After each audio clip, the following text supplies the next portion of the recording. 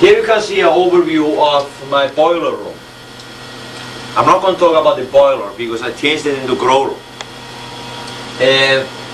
Like I have been saying before, how to prepare the seeds and all that stuff. Then when they have sprouted up and lifted the tray up, I put the tray, take the top tray off and I lay it under the lights. There are grow lights here all over. One set of grow lights. I put the tray in here, and those greens here was put under the lights 4 days ago. So that's how fast this grows. So 4 days. In 5 days it will be all the way stuck up to the lights. This is a regular grass, hard winter wheat grass, that I use for the juice in the morning. Wheatgrass juice, put it in my hair, put it in my face. There's thousands of use for it. This grass here is a regular hard winter wheat seeds. Those are sunflower grass over there, and this is buckwheat. It's a little bit different size of it because I might have had a little bit different. This is a lower, something lower. Here is easier to see the leaves of the greens. This is buckwheat greens, and they have pretty much popped up their own seeds. The little seeds have popped up. They're all over the floor. So, like you see up on the other shelf, it was on it. You can see the seeds, how they are stuck on the greens here. This is sunflower seeds, sunflower greens, much bigger leaves. And you know how the sunflower greens, how they are really, how beautiful are they. The seeds are still stuck on them.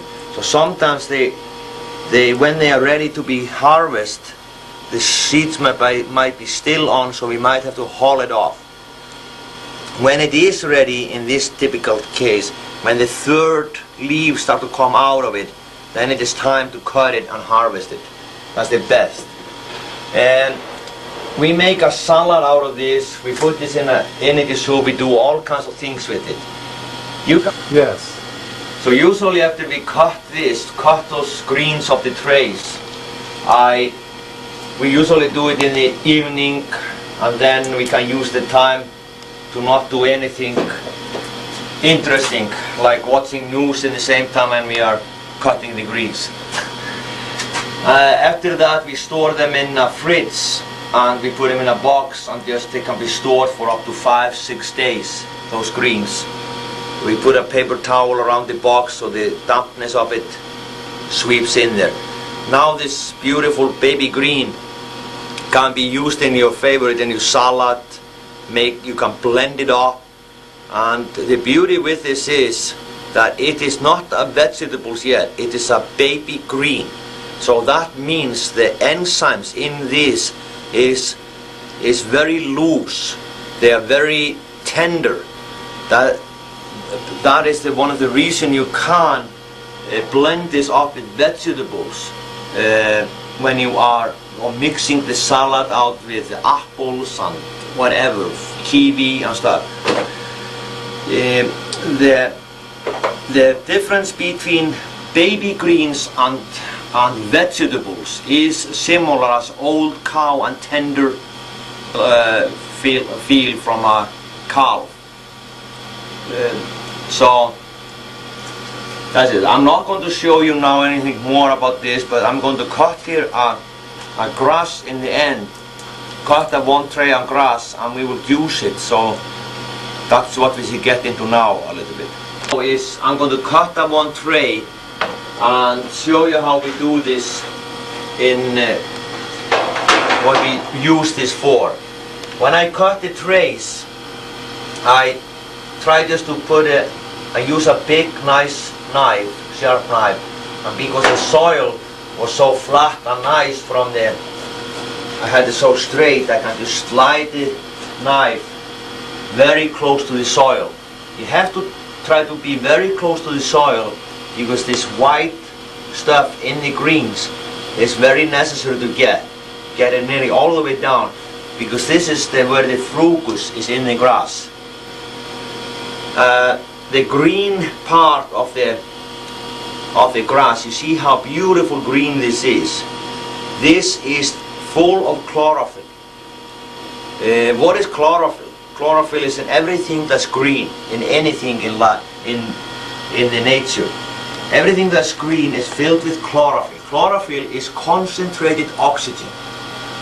That is what it is. So when you are eating any greens, you are really oxygenating, getting you more oxygen in your body. And we need oxygen in a lot of other form than just breathing it. So I take the greens and I put it in a little bucket like this, and then we should go upstairs and I will show you how simple way is to juice it. Okay. I thought about before we would go up and juice this, I would show you something that might be noticeable in this grow room, because this is a lot of greens here and there's a lot of quite a hot here. There's a 74 degrees and there's a dampness in here. And in the old days when I started this, I had a very much problem here, because the compost is full of leftover fruits, banana peels and like that. So there's a lot of sweetness in the soil. That meant that I was shuffling out here a few times a day, a lot of fruit flies. They were all over the house. I couldn't do anything about it. Then I tried one thing. I said, why not try ozone?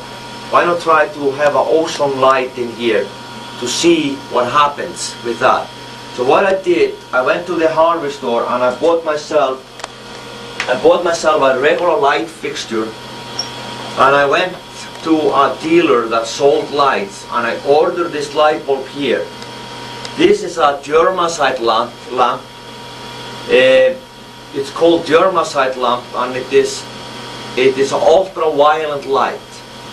An ultraviolet light is quite high dangerous to look at it. You can't watch it with your eyes because you could get blind. It's like looking straight into the sun for a long time. What is this blue light? What it does, when it comes in a connect, why it is a germicide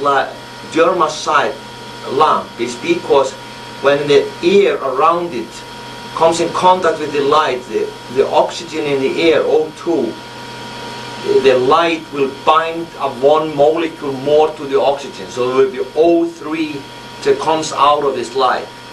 And O3 is nothing else but ozone. So I tried this. I put the one light bulb into a tube. I got a tube that's just in a fireplace shop. That's like an exhaust pipe from a fireplace. And I took this tube, because we can't look out into this light, and I stick this fixture into this long cylinder. You can see here a blue light coming out here. Maybe you can see it. And it's not good for your bare eyes to look very long into it, or all into it. On the other side of it, so it will have an air circulation through it, I went to Radio Shack and bought a little fan for computer and put in the end of it. You can have a regular fan in the end of it, have it open. And then I just plug this in to the electricity. So what happened instantly when I did this, I think it didn't take more than a day and a half, all the fruit flies was gone. There is not a single fruit flies in the lower part of my house. Just from that one light bulb circulating the air around. And this ozone did this all. So it is oftentimes very simple solution to a big problems that we have.